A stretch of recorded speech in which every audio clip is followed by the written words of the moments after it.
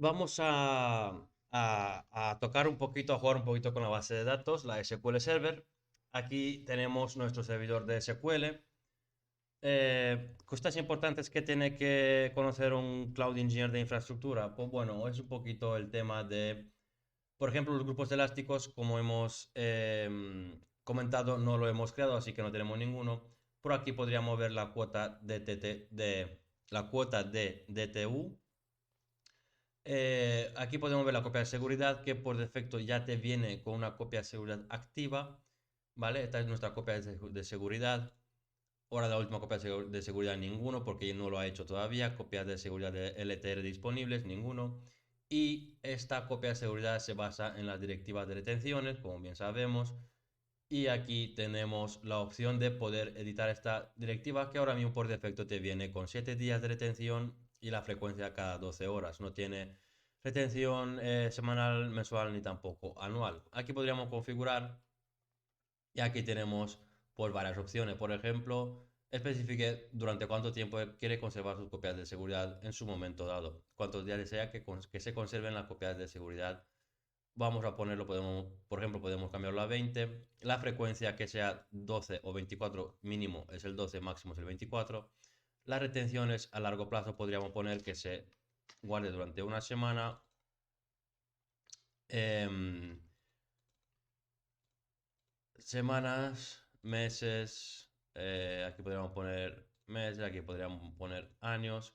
Básicamente aquí especificamos durante cuánto tiempo queremos conservar nuestras copias de seguridad de retención a largo plazo. Podemos elegir conservar copias de seguridad anuales hasta un máximo de 10 años. Para más información, pues podríamos ver un poco la guía y por aquí nos explican cómo funcionan las retenciones a largo plazo, y pues bueno, y cómo configurarlas básicamente, ¿no? Por aquí ya, si os leéis esto, os lo vais a entender bastante mejor. Sin embargo, con esto ya creo que está bastante claro. Esto lo podemos aplicar y cambiaríamos lo que es la directiva de la directiva de copias de seguridad, ¿verdad? Otra cosa que podemos ver es, por ejemplo, el tema de escalar la máquina, la base de datos. Aquí podemos, dentro de, dentro de la base de datos, no dentro del servidor, dentro de la base de datos, aquí en proceso y almacenamiento podemos ver el uso general, básico, estándar y demás. Estas no tenemos permiso por el tipo de cuenta de pruebas que tenemos. Por ejemplo, ahora está en un uso general y el nivel de proceso tenemos dos niveles. Aprovisionado, donde los recursos de proceso están preasignados, se factura por hora según los núcleos virtuales configurados. Y sin servidor, que serían los recursos de proceso que se escalen automáticamente, y la facturación sería por segundo según los núcleos virtuales usados. La configuración de hardware ya hemos puesto una generación 5 hasta 128 núcleos virtuales y hasta 625 GB de memoria. Esto se puede cambiar aquí y tendríamos aquí otras series. De momento tenemos, pues, parece un poco la mejor, ¿no? La mejor que nos permite nuestra cuenta de pruebas. Y por ejemplo aquí pues podríamos, ¿no?, poner más núcleos. Por ejemplo aquí tenemos dos núcleos. Podríamos subirlo a, por ejemplo, 4 o a 6, ¿no? Vamos a subirlo a 4 o podemos subirlo hasta 128 como tenemos por defecto. También podemos subir los gigabytes, también se pueden subir. Redundancia, básicamente es igual que las cuentas de almacenamiento cuando estamos hablando de la redundancia. Y aquí tenemos tres opciones, que es el almacenamiento de copias de seguridad con redundancia local, con redundancia de zona o con redundancia geográfica. Obviamente la geográfica es más cara que las otras dos, también, sin embargo, es la mejor que podemos poner. Aquí simplemente daríamos a aplicar y ya está. Por otra parte tenemos las cadenas las cadenas de conexión que básicamente lo utilizan sobre todo los desarrolladores para poder acceder desde una aplicación a esta base de datos. Y aquí tenemos varias opciones. Tenemos la conexión de ADO, JDBC o DBC, PHP o el Go. Con esto ya simplemente pasarles este código, estas rutas, estas claves, digamos, ya se podrían conectar. Y poquito más, chicos. La base de datos, básicamente, como parte de tu trabajo de Cloud Engineer de infraestructura, simplemente es tener, que crear la base de datos. Sin embargo, no eres tú el que las administra, a no ser que te vayas por el camino de Data Engineer, después de haber aprendido todo lo que es la infraestructura y ya te especializas más en bases de datos. Por aquí también podemos ver que podemos establecer em, nuestro firewall, igual que en las cuentas de almacenamiento tenemos acceso público, acceso privado y la conectividad. En el acceso público, por ejemplo, aquí podríamos poner una regla de instancia de una red virtual. Aquí podríamos poner nuestra red, por ejemplo, base de datos, activar, la activamos y aquí permitimos que esta red de virtuales se conecte a recursos mediante puntos de conexión de servicios, ¿no? Aquí ya hemos añadido, por ejemplo, que se puedan conectar a través de la VNet 1, nuestra red virtual de desarrollo. Reglas de firewall, aquí también podríamos poner lo que viene siendo nuestras IPs, que yo tengo la mía puesta para poder conectarme. Y aquí también deberíais de poner vuestras IPs. Por otra parte, también tenemos las excepciones que aunque la pongamos de manera privada, podemos permitir que los servicios y recursos de Azure accedan a este servidor, aunque está de modo privado. Esta opción configura el firewall para permitir las conexiones desde direcciones IP asignadas a cualquier servicio activo de Azure, incluidas las conexiones desde suscripciones de otros clientes. Esto básicamente le estamos diciendo a la base de datos: muy bien, te hemos activado el firewall. Sin embargo, cualquier recurso que venga de Azure, ya sea una máquina virtual, una web app o cualquier tipo de recurso, pues que se pueda conectar a nuestro servidor sin tener en cuenta el tema de las restricciones de los firewalls. ¿Ok? Entonces, básicamente, no hay mucho más que ver, que explicar en detalle sobre esto. Bueno, por aquí os podría enseñar un poquito lo que es el tema de, a ver, el tema de, ¿dónde está esto? Creo que está dentro de auditoría, no. Vale, esto os quería enseñar también unas réplicas. ¿Qué son las réplicas de la base de datos en Azure? Básicamente, imagínate que tenemos una base de datos de producción, y queremos respaldarla, todos los datos, en otra base de datos. Pues aquí lo que tendríamos que hacer es crear una réplica. Y estas réplicas básicamente, yo ahora mismo no voy a poder hacerlo básicamente porque no tengo ningún servidor. Tendría que tener otro servidor nuevo. Crearíamos un server respaldo, por ejemplo. Vamos a ponerlo, por ejemplo, en el norte de Europa. North Europe. El administrador, bueno, vamos a poner autenticación de SQL.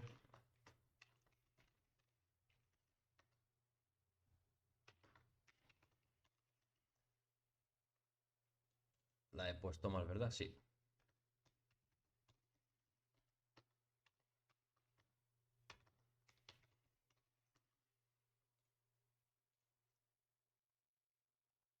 Aquí podríamos crear nuestra réplica, revisar y crear. La dejamos todo por defecto.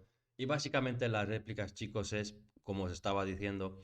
Si yo tengo una base de datos en oeste de Europa y quiero, aparte de tener las copias de seguridad, quiero tener una réplica de los datos que tengo en oeste de Europa, pues crearía una réplica de esta base de datos. Y esa réplica que se está creando ahora mismo básicamente va a tener la opción simplemente de leer los datos. Sin embargo, si por algún casual el oeste de Europa se fastidia, o nuestra base de datos se fastidia, simplemente con dos clics podemos hacer que nuestra réplica de base de datos se ponga como en el entorno de producción y también se pueda leer y escribir datos en ella. Digamos que es una copia instantánea, ¿no? Que cualquier dato que guardes en la base de datos principal también se va a replicar en nuestra base de datos como réplica y ahí vamos a tener una sincronización 24/7 de todos los datos y en el caso de que, como digo, nuestra base de datos se fastidia o la región se fastidia con la base de datos, nosotros con dos clics podríamos coger esta réplica, activarla y ponerla como maestra, básicamente. Y cuando la ponemos como maestra ya dejará de servir solo para leer datos, también servirá para leer y para escribir. Básicamente para eso sirve las réplicas de la base de datos.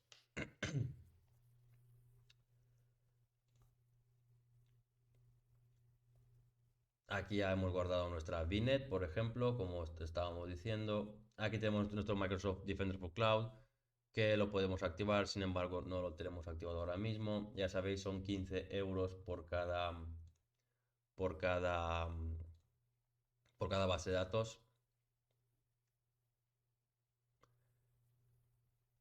Grupo de recursos de producción. Ya tenemos nuestro server de respaldo. Esta sería la réplica.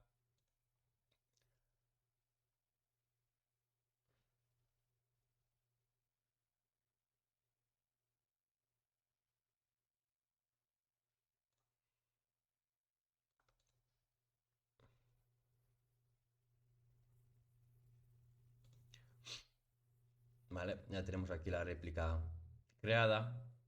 Como veis, la hemos puesto en North Europe. Entonces, si nuestra base principal de datos que está en West se fastidia o la región en sí se fastidia, podemos activar esta base de datos con dos clics y podemos seguir trabajando, ¿no? Obviamente es un coste extra. Sin embargo, muchos clientes, muchas empresas utilizan este método de replicación de base de datos.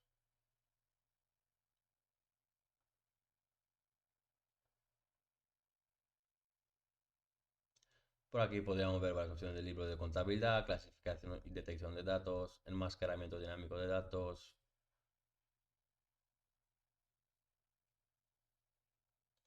Aquí podemos hacer una sincronización de nuestra base de datos como ya hemos comentado. Y por último, simplemente, ya que como os digo, no tenéis que saber, no tenéis que no tenéis que administrar vosotros la base de datos, sino el equipo de Data Engineer. Vosotros como cloud de infraestructura simplemente os dedicáis a protegerla, a crearla y a mantenerla, sin embargo, no a configurarla por dentro. Aquí tenemos nuestro consultor, editor de consultas, que es la versión preliminar, ¿no? Todavía está en versión preliminar, quiero decir. Esto es nuevo. Y aquí no hace falta que entres dentro de la base de datos de forma externa para poder ver las tablas que tenemos, las vistas, procedimientos almacenados y demás, ¿no? Por ejemplo, aquí podríamos crear nuestra consulta. Obviamente tenéis que saber un poco de base de datos para poder crear consultas. Sin embargo, como ejemplo podríamos poner un select, nombre, apellido, por ejemplo, correo, correo electrónico. Esto es básicamente que queremos seleccionar el nombre, apellido y correo electrónico de una tabla que se llama clientes, por ejemplo, ¿vale? Esto sería una consulta básica donde estaríamos preguntando por el nombre, apellido y el correo electrónico de todos los clientes que están en la tabla de clientes. Obviamente nos va a dar error porque básicamente no tenemos nada como clientes, ninguna tabla de clientes. En el siguiente vídeo vamos a ver cómo nos podemos conectar dentro del servidor, cómo nos podemos conectar al servidor desde fuera con un programa externo como Heidi, por ejemplo, ¿vale? Y nada, básicamente esto es un poco lo que son las creaciones de la base de datos, la MariaDB que hemos creado, bueno, vamos a mirarlo por encima un poquito, sin embargo ya os digo que parece que se va a retirar y no vamos a trabajar más con ella. Aquí, pues, como veis, es un poquito más simple. El servidor está integrado.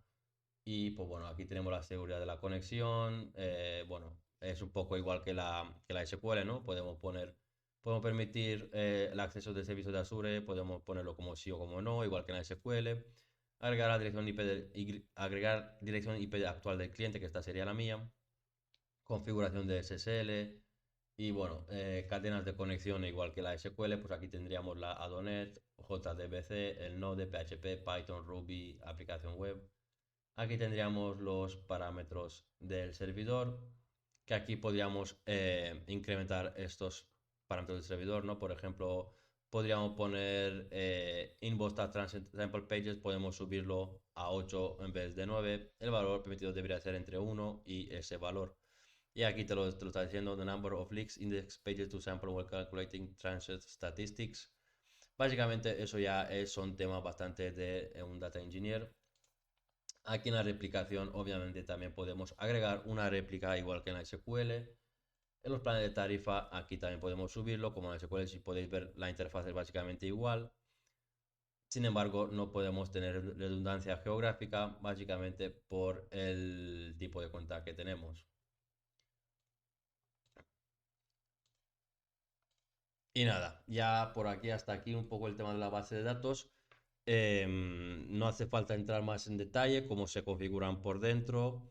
Sin embargo, sí que podríamos mirar el tema de cómo conectarnos a esta base de datos desde fuera de Azure, ¿ok? Porque creo eso es importante por si alguien nos pregunta por algún tipo de dato que tenemos en nuestra base de datos, pues bueno, pues simplemente que podamos ser capaces de investigar y buscar ese dato dentro de la base de datos.